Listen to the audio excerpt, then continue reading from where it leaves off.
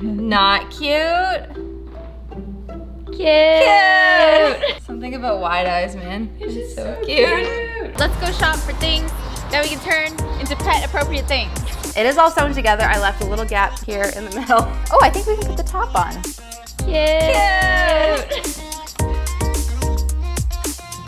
What's up, guys? My name is Kelsey. And my name is Becky. And we are the Sorry Girls. And today we're doing an Ikea hacks video. Whoop, whoop. Where else would we be with a blue wall? Exactly. So we have a theme in mind, and that is pets. Because we've done an Ikea as is pets video before, and you guys loved it. So we're gonna do a similar theme again. Yeah, let's go shop for things that we can turn into pet appropriate things. Dog bed. What is this vlog? Dog bed.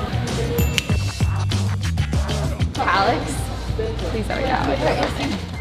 Why does it have a slit in it? You have to use a DIY slit. Put your comments about Ikea service in here. Oh, maybe that's what it was. Holy crap. Whoa. Kallax. I don't know. Why is everything? I've never seen that. This is a lot. The heart.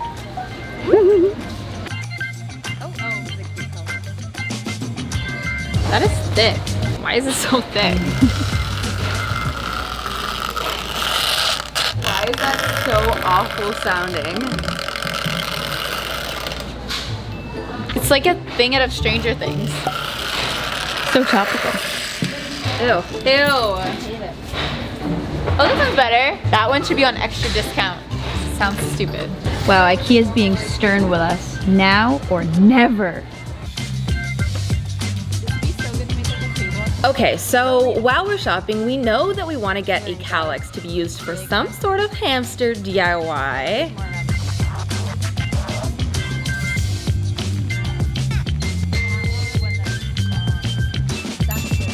And we're also checking out basket/shelf options to be used in a cat DIY. Yeah, this one's like really soft. You'd have to like Reinforce it. Yeah.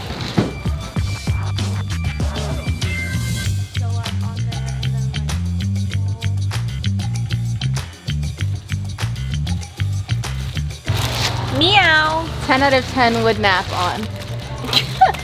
Nap swag. Comfy. So this pet upcycle, we're gonna be hacking out of the Svenschult shelf that Ikea sells. This one is a new product, I believe, so you may or may not have seen this one yet. But we knew that we wanted to do some sort of like lounger seat area for a cat. And when I saw this, I immediately was thinking kind of like patio lounger. How cute would this be, kind of lower on a wall for your cat to sit on? And plus, because it's summer, I just have summer vibes on my mind. I was thinking it'd be the cutest thing to turn this into kind of like a little patio lawn chair recliner for your kitty friend. So that's what our inspo is gonna be for this today. So the first thing I'm gonna do to add onto our little lawn chair is make a patio cushion to go all the way across. So to make this cat lounger pillow, I'm gonna be using kind of this peachy orange neon salmon color fabric. The first thing I'm doing is using a measuring tape to just measure how big this Svenschult shelf actually is. And then taking those measurements plus a little bit of seam allowance, I am sketching out on my fabric a giant rectangle that is 37.5 inches long by 9 inches wide. The good thing about this is if you are actually doing this with the Ikea product, you could follow my exact measurements, since it should be standard. Once I have my first rectangle drawn out, I can cut it out, place it on the remaining part of my fabric, and cut out a second piece as well. I'm gonna put these rectangles to the side for now, and we can work on adding some little ties to tie our pillow onto the shelf. So the ties for this are essentially gonna work where they fold in on themselves kind of into thirds so that there is a nice folded edge on the edge of the ties. So to start with these ties, I'm cutting out rectangles that are about 1.25 inches wide by 14 inches long. I cut 4 of them, and then once those were cut out, I just had to cut them in half, so I had 8 pieces. So you could roll them and then pin them up, but since they're so small and fine, I just found it easier to kind of roll it with my fingers and then place it into the sewing machine and avoid the pins altogether, but whatever is easiest for you, that's what you should do. So just using one simple straight stitch all the way down the center of the ties to hold them together nicely. So once I have all 8 of my ties made, this is what they are looking like. So now to save us a ton of extra sewing, I think it's easiest if we place the ties in between our 2 layers of the pillow and pin them into place. So when we go and sew all the way around the edge of the pillow, the ties are in there already and we don't even have to worry about adding them on later. So take one of your ties and fold it in half and then place it onto the top corner of your giant rectangle. Make sure you're sandwiching it in between the 2 layers and you're having the loose ends of the ties facing inwards. Use a pin to hold it into place. Add a second one onto the opposite corner of that top edge as well. For the inside ones, we're gonna measure 8 inches down and then add one. This time the little tie is gonna be facing into the center, and then do it on the opposite side, 8 inches down facing into the center as well. And then the other side of the rectangle gets the exact same pattern where we have 2 on the ends facing kind of down and then 2 on the sides facing in.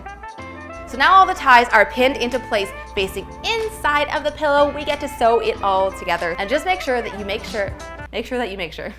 And make sure to leave a gap that is a couple inches long on one of the sides of your pillows. I suggest in the middle because it'll make it easier to stuff, so that we are able to flip this thing inside out once it is sewn together. So just use your sewing machine to go all the way around the edge. I allowed for us to have a 1/2 inch seam allowance when you're sewing this, so if you do it that way, you should have the right size pillow in the end. Which now brings me to that moment. I am very excited. It looks like not much happened because all of the ties are on the inside here and we can't see them yet, but it is all sewn together. I left a little gap here in the middle and I'm gonna flip it inside out and see how she looks. Yes, this is so cute and the ties are tucked in there perfectly. They feel very secure. This is actually looking quite legit. You know, this is reminding me of like Barbie's dream house when like things were small, but like Barbie size. I feel like Barbie would sit on something like this if it was a little smaller. So what we need to do next is stuff this with some good old pillow stuffing. But how I want to do this is if you have ever seen, this is distracting me. If you've ever seen patio lawn chair cushions, they actually have seams kind of where the bends are in the cushions so that they lay nicely. We can insert a photo here for clarification. So what I'm gonna do, because our shelf has 1, 2, 3 sections, we need to add 2 stitch lines to make a nice bend for them. So I'm gonna start by just stuffing the pillow at the top and the bottom, about up to where the ties are. So once you have the 2 ends fairly stuffed, go ahead and use a measuring tape to mark out a line that is 6 3/4 inches away from the edge and use some pins to hold it down. This is where we're going to be using the sewing machine to kind of sew our little pillow pocket ends. So put the pillow into the sewing machine and use the sewing machine to sew a straight line across where we pinned to hold down the pillow. Once both pillow ends are complete, we can now use the rest of the stuffing to stuff the center pocket. Lastly, we need to close up that little hole, so if you fold in the raw edges, you can actually just use the sewing machine to go straight across. Because our thread is a fairly similar color, it's not really that noticeable. So once the pillow is complete, you can now tie it onto the grid shelf. And the best part about the fact that this is a grid shelf is there's so many little squares that you can feed your ties through. So it's okay if you weren't exact, I'm sure there's a spot for the ties to go. So now that my little pillow is tied onto the shelf, this is like the cutest thing I've ever seen. I would love to take a nap on this. Personally, I'm jealous of whatever kitty gets to nap on this guy. So our little cat recliner shelf inspired patio set is complete, but there's one more thing I want to make to kind of make this concept come full circle. Okay, so when we were at Ikea, we love this shelf so much, so we actually picked up 2 of the essential shelves because we want to have one that's for the cat and one to go above it for your personal decor purposes. But because the cat's going to be lying underneath, we thought it'd be so cute to have a little cat toy hang down from the one above it. So what I want to quickly make is use some yellow felt and a little bit of catnip to create a little sunshine inspired cat toy that can hang down, can be the little sun above his patio chair, plus something fun for him to interact with. Okay, starting with my light yellow felt, I'm cutting out a little circle. I did 2, but then you'll see later actually I only ended up needing 1 of these circles. Then I copied this shape onto my darker, more orangey yellow felt. And from that, I cut out kind of a spiral shape to mimic the sun. So now I have 3 pieces, which is my spiky sun, my little yellow round sun, and my darker yellow spiral. I'm gluing the spiral onto the lighter yellow patch. Now to hang this, we're gonna need a string, so I'm just hot gluing a piece of string folded in half onto the inside of the yellow spiky sun. And then using some hot glue, I'm going around almost all of the light yellow circle and then gluing it on to the spiky sun to create a little pocket. And then stuffing the pocket with a tiny little bit of stuffing followed by some catnip. Then I can glue up my sun and it is closed. Okay, should I do a little face? Yeah. Why not? And the last thing I decided I wanted to do was take some black felt and make a tiny little smiley face for the sun just to give it some personality. Cute! Something about wide eyes, man. It's so cute. Okay. So this just ended up kind of being like a fun little afterthought accessory to add to this, and it's now probably one of the cutest things I think I've ever made. It's so freaking cute. I just want him as, I don't know, a tree ornament, a keychain, anything really. He's adorbs. So the plan is to hang both the cat bench shelf and the plain shelf on a wall, and then dangle this from the plain shelf above our little kitty cat, and I'm sure they will love it so much. I love how this Ikea upcycle turned out. I am so stoked to have our little kitty friend lounge on this. So I'm excited to get this hung up. Make sure if you're not going into studs, you use very strong wall plugs because we don't want our kitty friend to fall. Overall, I am so in love with how this turned out.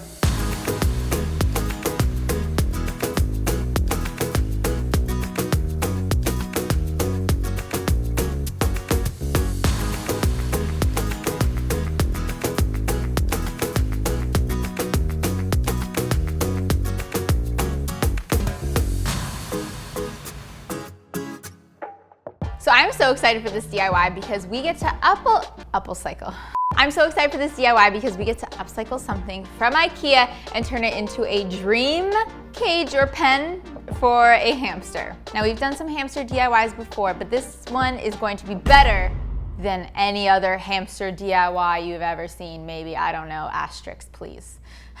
So on our trip to Ikea, we took a look at the kallax units. If you don't know, these are the square units. And we actually decided to get one online because I think that kallax is like one of the #1 most passed on items on like online resale sites, because I don't know why. What's wrong with the kallax? But people like to sell them on Kijiji and Craigslist. So we picked one up for like half the price that we would have paid if we bought this new. And it's in perfectly good condition. We got a 1x4 unit, and it's gonna go on its side like this and be a new epic cage for Timbit the hamster.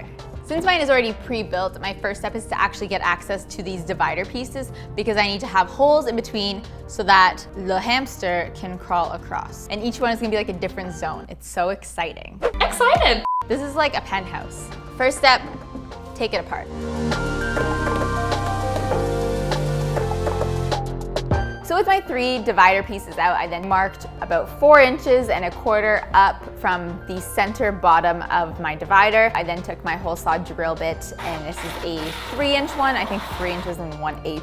It's pretty easy to drill a hole since this is basically cardboard. And then I just took a good old handsaw and then cut 2 straight lines up from the bottom to make a beautiful archway. The archway Timbit always needed. I did this on 2 of my boards, and then on the 3rd board, I actually just did the whole portion and didn't do the line portion because I'm going to be adding a tube through this one, so I don't need it to be like an archway. Okay, so next up, with my sawdust removed, I'm going to use some white electrical tape. You can pretty much use anything you have that's like kind of hamster safe. I'm using this to nicely finish off the raw edges. So I lined 2 widths of the white electrical tape inside my archways and my circle, and then I just cut little tabs so that I could fold them over and it would all lay flat. And next up, I'm actually going to drill a couple of holes in my circle piece divider. That's because I'm going to make a zone that is a burrow zone, which means that it's going to be full of bedding. So we actually have a hamster tube that's gonna help little Timbit get in and out of this space without all of the fluff coming with him. So I'm roughing in where I want my tubing to go, and then I'm just drilling 4 holes so that I can then add a rope to hold this in place, but it can easily be slipped out for cleaning.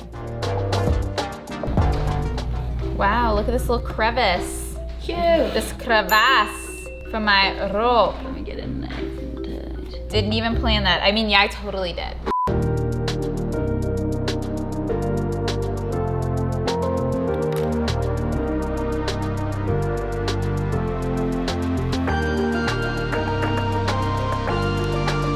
Then I get to reassemble everything, making sure that my burrow zone is going to be on an end. And next up, we're gonna get to laying down a protective layer on the base so that it doesn't get too messy and it is easy to clean. I'm using a runner that was actually left over from Becky recreating the floor mat DIY. So I'm just cutting out pieces of the plastic runner that fit in each of my 4 squares. And then I'm going back to that white electrical tape, it's coming in clutch today, to tape everything down into place. Next up, oh, I think we can put the top on. Tops off, tops on. Keep your tops on, folks. Unless free the nipple. Do you, it's cool, it's nice, whatever. As you can see, it's looking good. And our next step is to add a back because little hamsty can't escape. We don't want that. So we picked up a 4 foot by 4 foot, 1/8 of an inch MDF board, and this is already white, which is gonna look a lot better in our cage here. And at the hardware store, you can actually get this cut so you don't need to break a sweat or break out that circle saw. And we got ours cut to 28.5 by 16. And these are gonna be our 2 boards that go on the back. And to attach these, you can use a hammer and nails, but why use a hammer and nail when you have a nail gun? This is my new favorite toy because it makes everything so fast. And like, it's kind of fun. So I'm gonna use that and nail on the backs of my boards. With the backing on, I also taped down some more of the insides now that I have my back piece to tape against. But next up, we need to add our front fence so that Hamsty can breathe, Hamsty can have a view, but also stay inside. So let's make that now. Whoosh.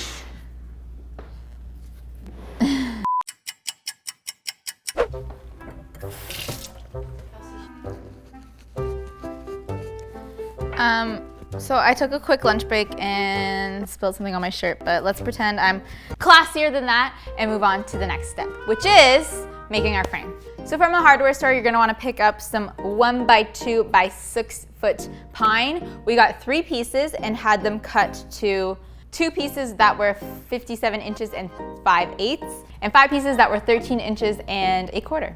So I'm just gonna glue these together and staple them like so that they create a frame that looks similar to the front of my kallax. I'm putting my cross pieces the same places that my cross pieces dividers are on my kallax. And then I'm gonna go ahead and add some long nails to really secure all of these pieces. And then in the end, I don't really need the staples. So I have my front gate built, as you can see, but we need to add some mesh here. So we picked up this 1/4 inch by 1/4 inch hardware mesh. It's really fine, so there's no way any hamsters are gonna get through this. You can just use some good old wire cutters to cut this to size. And to attach the wire, I'm going to use a staple gun, unless your staple gun is broken at the moment, and then you're going to take your staples individually and hammer them in, because that's the smart thing to do.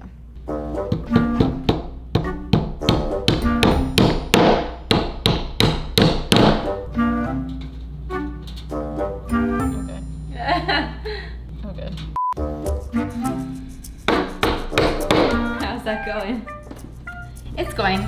Claire's currently out getting us a new staple gun, so we'll see who finishes, me or her getting back here with a staple gun. My bet is on her.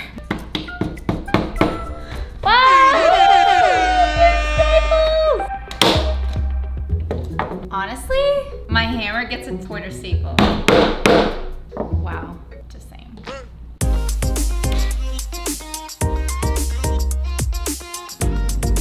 Is that you trying to escape?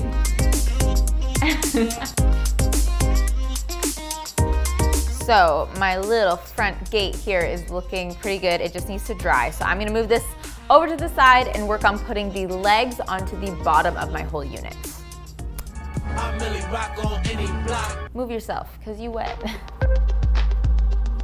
So we have 5 furniture legs as well as 5 good old leg plates that we're going to attach with some screws, and then we're pretty much done.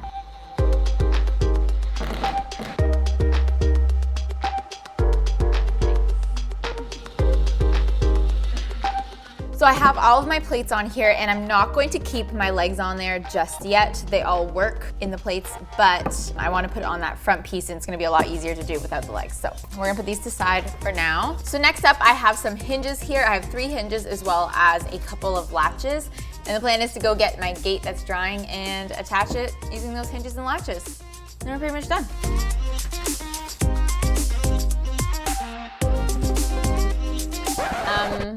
Okay, I just realized that I need to flip it over again because the hinges are gonna go on the bottom so that the gate folds open like this. Okay. One more flip.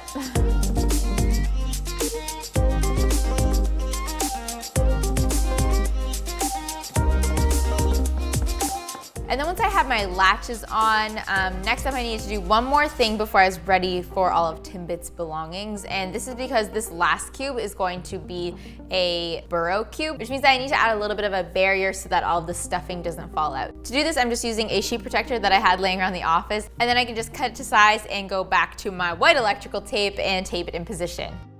Now this cage is looking a little bit more Kim and Kanye than it is Timbit, so let's hamsterify this cage. I'm adding a lot of bedding to my burrow cube so that Timbit has an area to burrow. And then on the other side, I'm adding a little hut that we previously made for him, as well as his food and water. You can check out that hamster DIY video linked below and above. In the next cube, there is a wheel and teeter-totter. And then lastly, we have just a little straw chewing mat that he likes to use.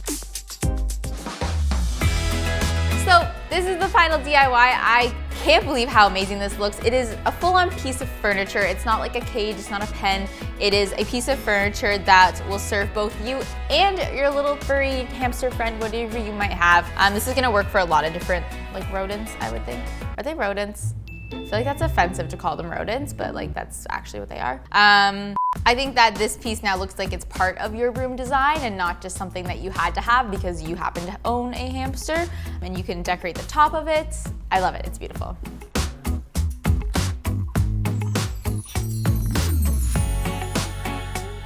Thank you guys for tuning into today's video. I'm really happy with how those DIYs turned out. Yeah, and this one was actually inspired because we have already done an IKEA pets upcycle from IKEA products video and you guys loved it. So if you want more things you can make for your pets from IKEA products, I'm gonna link the video below and in the cards, you can check it out. And I don't know if you guys know this, I don't think too many people know, but we actually have a Facebook series that is all about pet DIYs specifically. We did this like a couple months ago. We can link that down below if you wanna see that.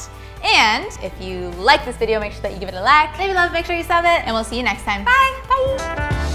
Hi guys, welcome to the End Slate. Wanted to give Maddie a massive shout out, which speaking of IKEA DIYs, she recreated this gorgeous desk mirror that we made in a previous IKEA video, which I will link below. If you make any of our DIYs, make sure to send them to us on Instagram using #SorryGirlsSquad for a chance to be featured.